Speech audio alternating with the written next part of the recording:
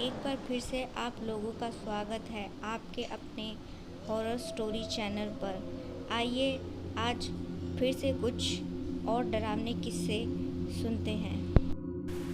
आज हम इस वीडियो में कुल मिलाकर 6 किस्से सुनाने वाले हैं, जो कि अपने आप में ही एक से बढ़कर एक डरावने किस्से हैं। और ये सभी किस्से किसी न किसी गांव से जुड़े हैं। तो चलिए शुरू करते हैं अपनी पहली कहानी, जो कि थी। आज की हमारी कहानी शोलापुर गांव की एक डायन की है, जो कि देर रात किशोर के साथ घटी एक घटना है। ये रात का वक्त था जब किशोर अपने घर में अकेला था। उसका पूरा परिवार पास के ही गांव में शादी में गया था, जिन्हें आने में थोड़ी देर लगने वाली थी। इसीलिए किशोर अपनी माँ के हाथ का बनाया खाना खाकर घर में आराम कर रहा था कि तभी किसी ने घर के दरवाजे पर खटखटाया। तो किशोर उठा और आंगन से होते हुए दरवाजे तक जाते हुए कहता है, अरे क्या बात है, इतनी जल्दी लौट आए? कह तो रहे थे कि थोड़ा वक्त लगेगा। और फिर जैसे ही वो दरवाज़ा खोलने लगा कि तभी उसे दरवाजे के बाहर से पायल की आवाज़ आई। तो वो मन में सोचने लगा, हालांकि माँ और बहन के पास पायलें हैं, लेकिन दोनों में से कोई भी आज पायल नहीं पहन के बाहर गया, तो फिर दरवाजे के बाहर हो कौन सकता है। ऐसे में किशोर ने आवाज़ लगाते हुए पूछा, कौन है बाहर? बाहर कौन है? लेकिन बाहर से किसी की आवाज़ ना आने पर किशोर थोड़ा परेशान हो गया और वो दरवाजे के एक छोटे से छेद से देखता है कि बाहर कौन है। तो वो देखता है कि बाहर एक बड़ी ही खूबसूरत सी लड़की खड़ी है, जिसे देख किशोर के मन में लालच आता है और वो सोचता है कि दरवाज़ा खोल वो उस लड़की से बात करे। लेकिन तभी उसे याद आया कि कल पिताजी ने क्या कहा था, बच्चों, कोई भी देर रात के बाद घर का दरवाज़ा नहीं खोलेगा, क्योंकि मैंने सुना है गांव में कोई डायन घूम रही है। इतना याद करते ही किशोर के रोंगटे से खड़े हो गए और वो घबरा कर दरवाजे से पीछे हट गया और दोबारा दरवाजे के बाहर खड़े इंसान से पूछता है, कौन है बाहर? जल्दी बोलो। लेकिन फिर भी किसी का जवाब नहीं आया, बस कोई लगातार दरवाजे पर खटखटाए जा रहा था।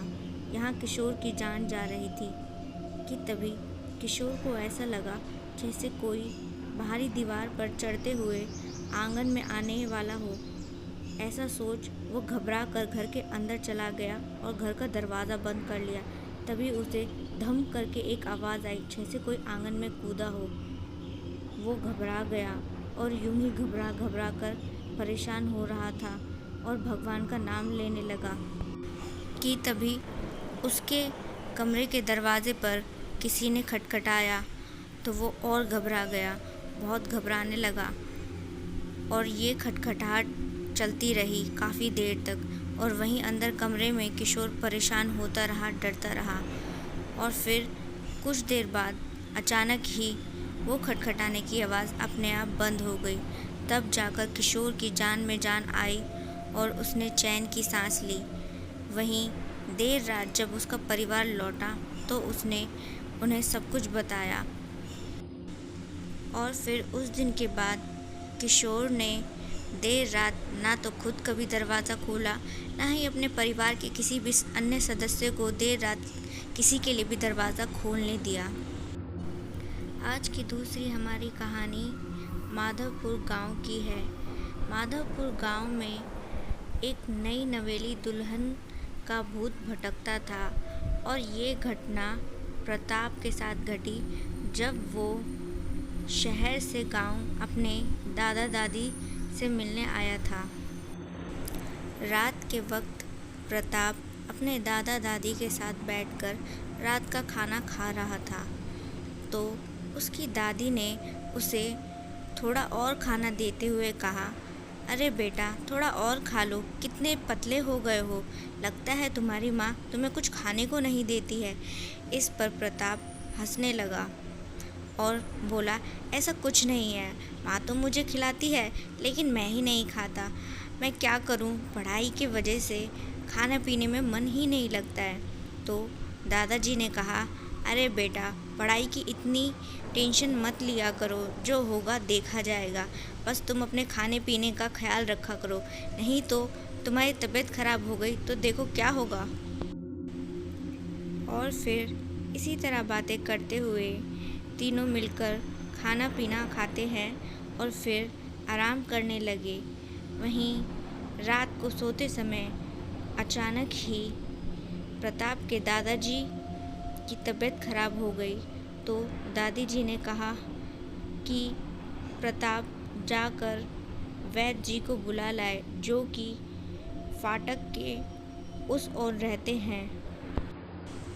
यहाँ माधवपुर गांव में एक रेलवे ट्रैक था बीचों बीच, उसी के फाटक के पार वैद्य जी रहते थे। तो प्रताप जल्दी से चला गया और वैद्य जी के घर पहुंचा तो उसने देखा वैद्य जी अपने साथ दवाइयों के झोले में एक हनुमान चालीसा भी रख रहे थे। तो प्रताप ने पूछा, आप ये हनुमान चालीसा क्यों रख रहे हैं? तब वैद्य जी ने बताया कि हमारे यहाँ एक आदमी की नई नवेली दुल्हन जलकर मर गई थी, तो तब से उसका भूत गांव में भटकता है, तो इसीलिए मैं ये रख रहा हूँ। अगर वो हमें रास्ते में मिल गई तो हम हनुमान चालीसा से उसे भगा देंगे। और फिर दोनों चल दिए। चलते चलते वो रेलवे ट्रैक पार कर ही रहे थे कि तभी उन्हें वो नई नवेली दुल्हन का भूत मिल गया। तो दोनों डर गए और अपने कदम पीछे लेने लगे। प्रताप ने कहा, अब क्या करें? तो वैद्य जी ने जल्दी से अपने झोले से वो हनुमान चालीसा निकाली और हनुमान चालीसा पढ़ने लगे। तो जैसे ही हनुमान चालीसा पढ़ने लगे तो वो दुल्हन का भूत धीरे धीरे उनसे दूर जाने लगा और फिर धीरे धीरे दूर होते हुए अचानक ही कहीं गायब हो गया। और फिर प्रताप वैद्य जी के साथ जल्दी से अपने घर पहुंचा। तो वैद्य जी ने उसके दादा को देखा और उन्हें कुछ दवाई दी और अगले दिन वो ठीक हो गए। आज की हमारी तीसरी कहानी केसरपुर गांव की है। केसरपुर गांव के रेलवे स्टेशन पर जब राकेश शहर से आया तो उसका सामना एक चाय वाले के भूत से हुआ। आइए पूरी कहानी जानते हैं। राकेश दिल्ली शहर का रहने वाला था। एक रोज़ वो अपनी पत्नी से कहता है कि मैं माँ और बाबूजी को गांव से लेने जा रहा हूँ, आखिर उनके पोते की शादी जो होने वाली है। इस पर उसकी पत्नी कहती है, ठीक है आप जाइए, मैं बच्चों का ख्याल रखूँगी। और फिर राकेश सीधे रेलवे स्टेशन पहुंचा और रेलवे स्टेशन से केसरपुर गांव की रेल पकड़ आगे के लिए निकल पड़ा। काफ़ी लंबे सफ़र के बाद राकेश केसरपुर पहुंच गया और वहां जैसे ही रेल से उतरा तो उसने देखा कि सामने ही एक चाय वाले की दुकान है। तो उसने कहा, चलो यार, चलकर थोड़ी चाय पी जाती है, पूरा शरीर दर्द कर रहा है। अब तो कदम आगे तभी रखा जाएगा जब एक कप चाय पीऊँगा। तब तक ट्रेन भी जा चुकी थी और राकेश जाकर सीधा चाय वाले की दुकान के सामने पड़े बेंच पर बैठ गया और उससे कहने लगा, भाई जल्दी से एक गर्मा गर्म चाय बना दो, बड़ी ही हालत ख़राब है।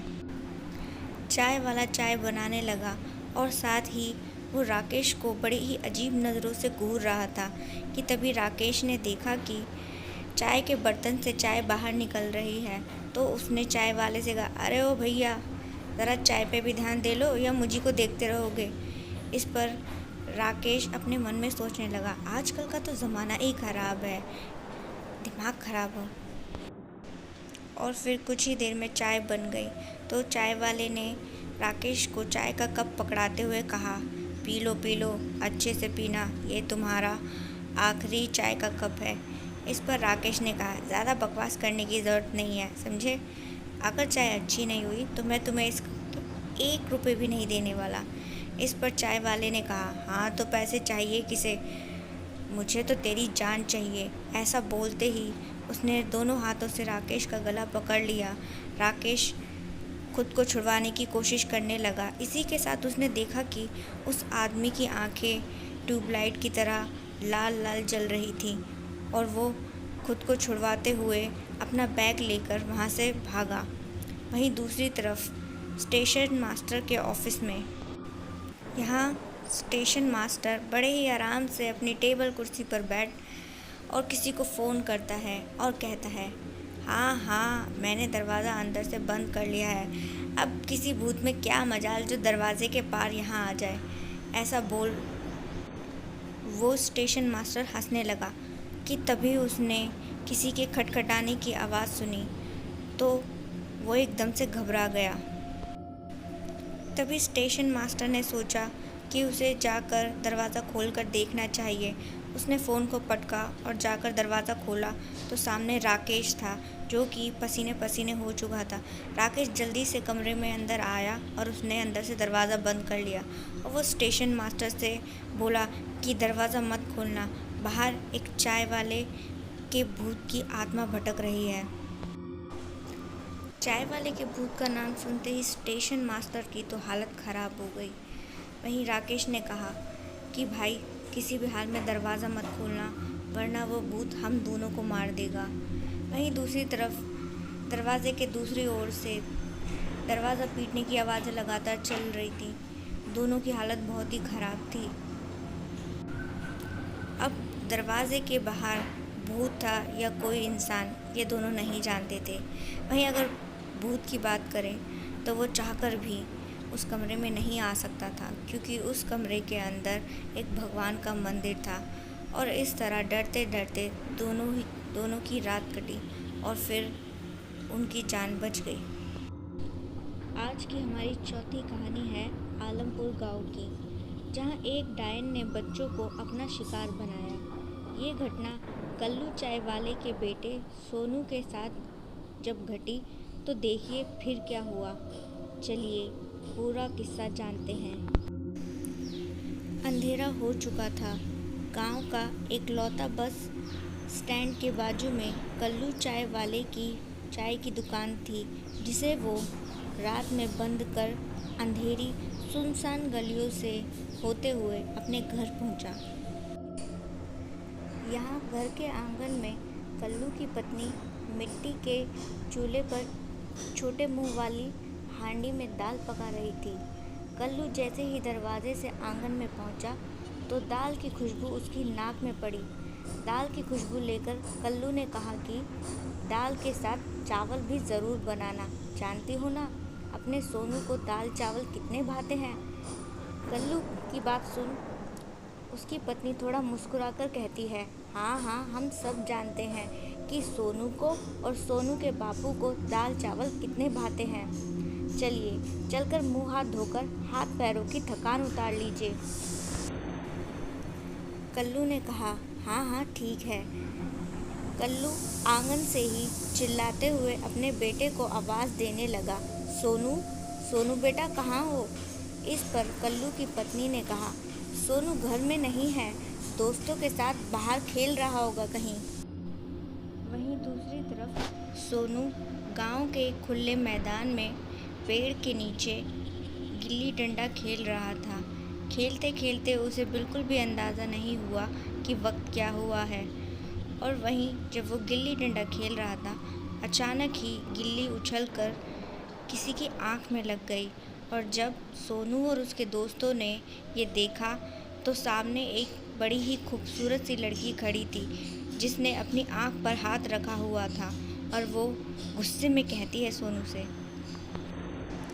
दिखाई नहीं दिया, मैं सामने खड़ी थी, कितनी ज़ोर से मारा है, अब मैं अपने घर वालों को क्या कहूँगी कि मुझे ये चोट कैसे लगी। इस पर सोनू ने कहा, दीदी आप चिंता मत करो, हम आपके साथ आपके घर चलते हैं। हम उनसे कह देंगे कि ये हमारी गलती से हुआ है, वो आपको कुछ नहीं कहेंगे। तो लड़की ने कहा, अच्छा ठीक है, फिर तुम मेरे साथ चलो। और फिर वो सब बच्चे मिलकर उस लड़की के साथ उसके घर चल दिए। और रास्ते में चलते चलते सोनू ने कहा, आपको पहले तो कभी गांव में मैंने नहीं देखा है। इस पर उस लड़की ने कहा, तुमने मुझे नहीं देखा है, तुम तो हर वक्त खेलते रहते हो, लेकिन मैंने तुम्हें कई बार खेलते हुए यहाँ देखा है। वहीं जब सोनू और उसके दोस्त उस लड़की के साथ जा रहे थे, रास्ते में एक गांव वाले ने सोनू को देखा और वो वहाँ से निकल गया। वहीं दूसरी तरफ कल्लू के घर में कल्लू गुस्से में बलबलाता हुआ अपनी पत्नी से कहता है, क्या तुम जानती नहीं हो कि गांव में अचानक से बच्चे गायब हो रहे हैं, कौन जाने इसके पीछे कौन है। और फिर जब कल्लू अपने घर से बाहर निकला तो जिस गांव वाले ने सोनू को उस लड़की के साथ जाते देखा था, वो उससे टकराया और उसने उसे सब कुछ बताया और कहा कि वो हो ना हो ज़रूर डायन ही है, तो हम अपने साथ कुछ गांव वालों को लेकर चलते हैं उन बच्चों को बचाने के लिए। वहीं दूसरी तरफ वो अनजान लड़की सोनू और उसके दोस्तों को गांव के एक खंडर बुधा जैसे दिखने वाले घर में लेकर पहुंची। वहां ले जाकर उस लड़की ने उन सभी बच्चों को धक्का दिया और गिरा दिया और बोली हंसते हुए, तुम शायद नहीं जानते हो कि तुम एक बहुत बड़ी मुसीबत में पड़ चुके हो। और फिर वो बच्चे रोने लगे। तब सोनू ने रोते हुए पूछा, तुम कौन हो और तुम ऐसे क्यों बोल रही हो। इस पर उस लड़की ने कहा, मैं कोई और नहीं बल्कि डायन हूँ, जो आज तुम सबको खाकर अपनी भूख मिटाऊंगी। इतना कहते ही वो लड़की अचानक ही डायन के रूप में आ गई, जो कि उसका असली रूप था। सारे बच्चे उसे देख बुरी तरीके से डर गए। वहीं दूसरी तरफ गांव वाले जब उस घर में पहुंचे तो उन्होंने डायन को देखा, जो कि उनके बच्चों को खाने वाली थी। सारे गांव वाले उस डायन पर टूट पड़े और उसे मारना शुरू कर दिया। तभी अचानक वो डायन सबके बीच से न जाने कहाँ गायब हो गई। किसी को कुछ खबर नहीं मिली और वो लोग और फिर सभी बच्चों को अपने साथ वापस लेकर चले गए और इस तरह सोनू की और उसके दोस्तों की जान बच गई। हमारी आज की 5वीं कहानी बलरामगढ़ गांव की है। बलरामगढ़ गांव जो कि शांत और सुंदर गांव था। इस गांव में एक बाप बेटी की आत्मा शहर से आए डॉक्टरों को अपना शिकार बनाया करती थी। वहीं जब महेंद्र जी, जो कि 40 साल के थे, इस गांव में रहने के लिए आए तो देखिए उनके साथ इस बाप बेटी की आत्मा ने क्या किया। चलिए अब पूरी कहानी जानते हैं, आखिर इस कहानी में आगे और क्या क्या हुआ। महेंद्र जी शहर से आए एक पढ़े लिखे अच्छे डॉक्टर थे, जिनकी उम्र 40 साल थी। वो यहाँ बलरामगढ़ गांव में एक पुराने अच्छे और खूबसूरत घर में ठहरे। ये घर किशनलाल का था, जो कि इस गांव का ही रहने वाला था। किशनलाल अकेला ही अपने घर में रहता था, सो महेंद्र जी उसके साथ उसके घर में ठहर गए।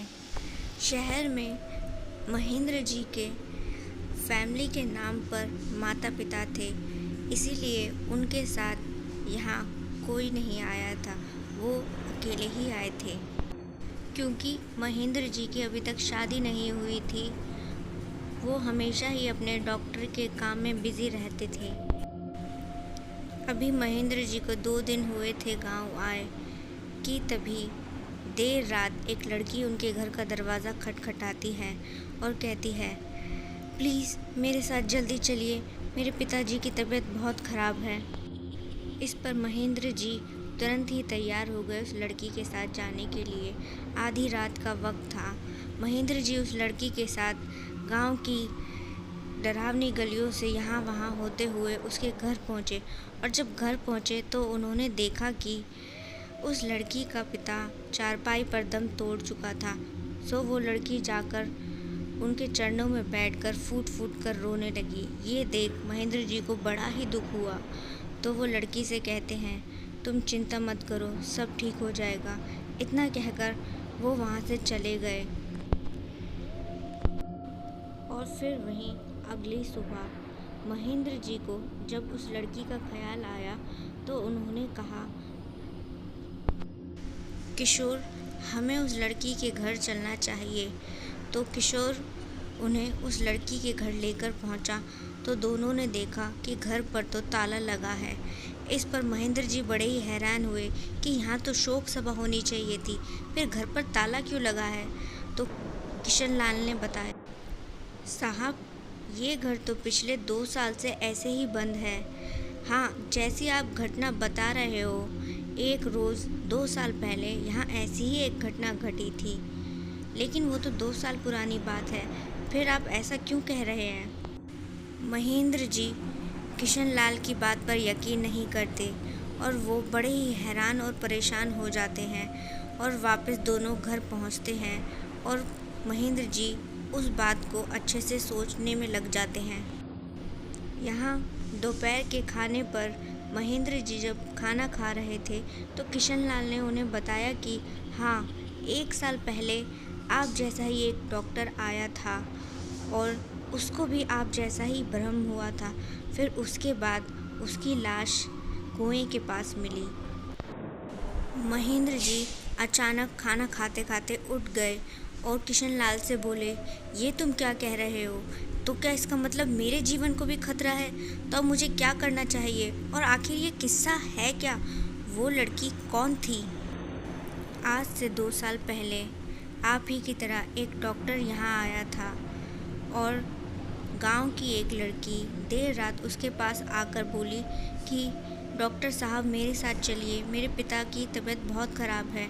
डॉक्टर साहब ने साथ चलने से मना कर दिया और इस तरह उस लड़की के पिता ने दम तोड़ दिया। उस लड़की का उसके पिता के अलावा और कोई सहारा नहीं था, इसीलिए वो भी उस दुख में वहीं मर गई। और फिर उसके बाद जब भी यहाँ कोई डॉक्टर आया तो उसको वैसा ही वहम हुआ और फिर अगली दफ़ा उसकी लाश कुएं के पास मिलती। महेंद्र जी बहुत ज़्यादा डर गए थे। वो अपने जीवन को बचाने की कोशिश में कहते हैं, तो किशन लाल, अब मुझे क्या करना चाहिए?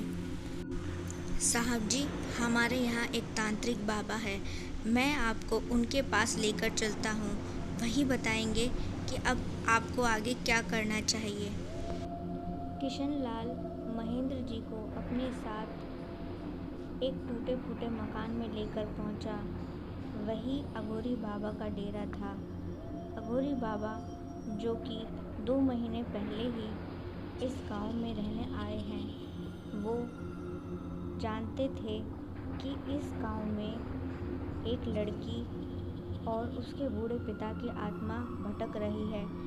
ऐसा उन्होंने गांव वालों को बताया कि इस गांव पर बड़ी मुसीबत आ सकती है उनकी वजह से, लेकिन गांव वालों ने अघोरी बाबा की बातों पर ज़रा भी ध्यान नहीं दिया और उनकी बातों को बेकार की बात समझ छोड़ दिया। महेंद्र जी सीधा जाकर अघोरी बाबा के चरणों में पड़ गए और उन्हें अपनी समस्या बताई।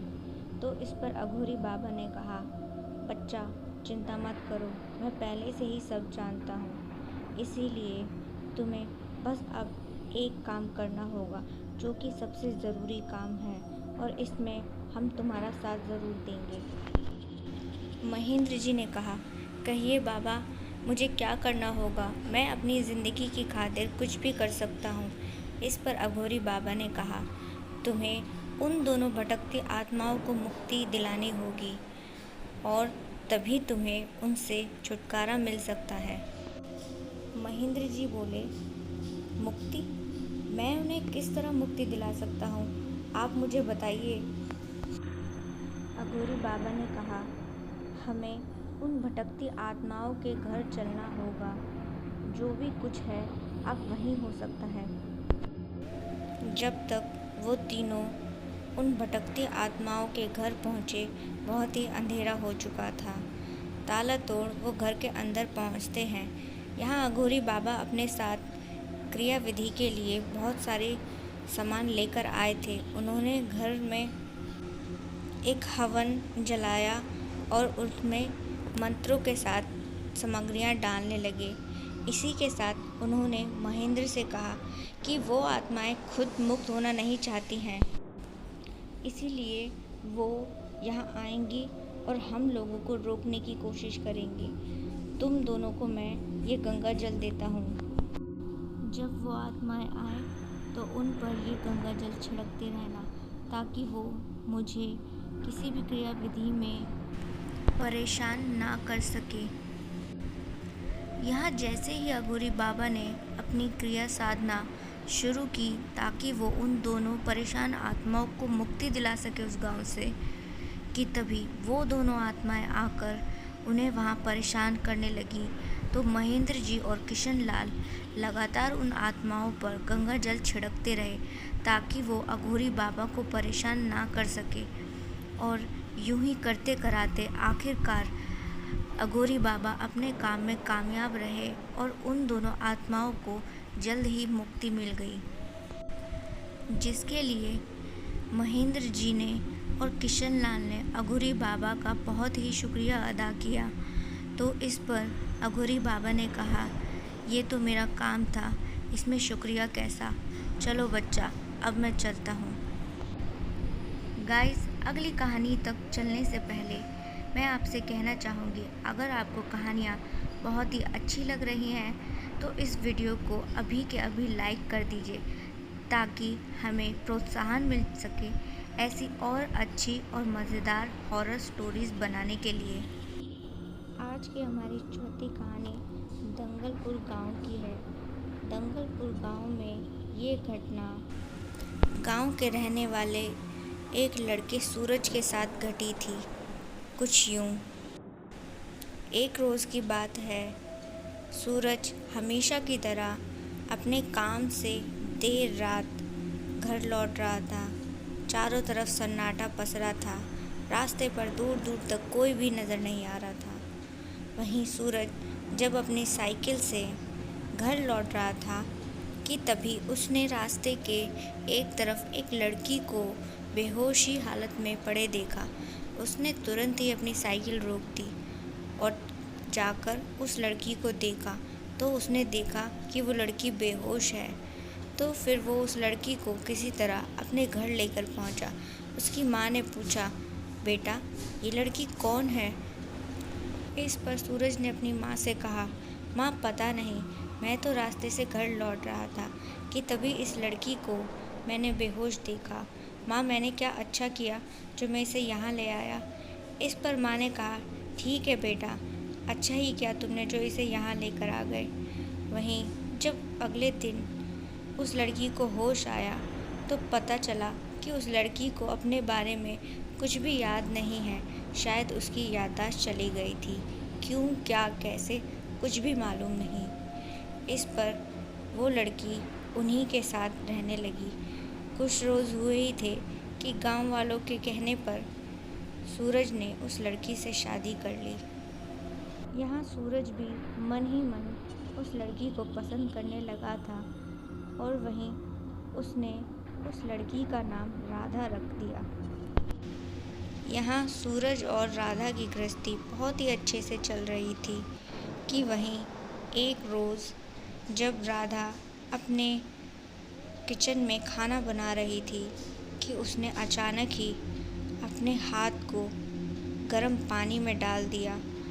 तो वहीं ये सब देखने वाली सूरज की चाची बड़ी ही हैरान हुई, लेकिन उसने ये बात किसी को नहीं बताई।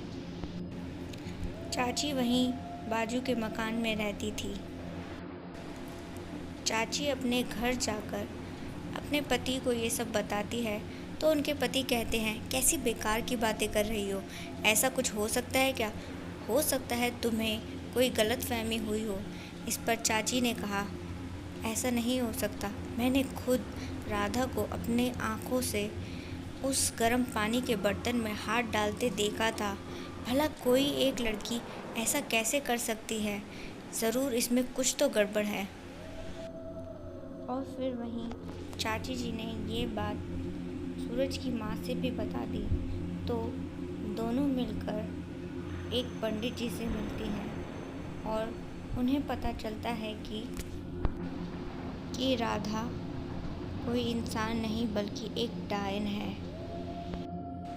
दोनों बहुत ही घबरा चुकी थी कि अब क्या किया जाए। वो सोच रही थी अगर वो सूरज को ये बात बताती भी है तो क्या सूरज उनकी बात को मानेगा। दोनों बड़ी ही परेशान होकर बैठ गई। यहाँ सूरज की चाची और उसकी माँ जब मंदिर से बाहर आई तो उसकी माँ ने कहा कि चलो चलकर सब्ज़ी खरीद लाते हैं, क्योंकि यही कहकर घर से निकली हूँ। अगर सब्ज़ी लेकर घर नहीं पहुँची तो बहू बेटा शक करेंगे। तो इस तरह वो दोनों बाज़ार पहुँची सब्ज़ी खरीदने के लिए। यहाँ बाज़ार में बहुत ही ज़्यादा भीड़ थी। दोनों फुसफुसाते हुए एक दूसरे के कान में बातें करने लगी। तो सूरज की माँ ने कहा, आखिर अब हम इस डायन से पीछा कैसे छुड़वाएं? अगर मैंने अपने बेटे को समझाने की कोशिश भी की तो वो तो मुझे गलत समझेगा, क्योंकि वो तो उस डायन के प्यार में पूरी तरह से फंस चुका है। ऐसे में क्या किया जाए? तो सूरज की चाची ने कहा, कुछ ना कुछ उपाय तो करना ही होगा, नहीं तो सूरज को ऐसे उस डायन के चंगुल में हम नहीं देख सकते हैं। न जाने आगे चलकर वो उसके साथ क्या कर बैठे, कुछ पता नहीं। और जब दोनों घर पहुंची तो सूरज ने कहा अपनी माँ से, माँ आप कहाँ रह गई थी? कितनी देर से आपकी बहू आपका इंतज़ार कर रही है। घर में कुछ नहीं है, खाना बनाने के लिए सब्ज़ी चाहिए थी। इस पर उसकी माँ ने कहा, हाँ हाँ बेटा, सब्ज़ी ही ले रही थी, ये लो बहू सब्ज़ी, और सभी के लिए खाना बना लो।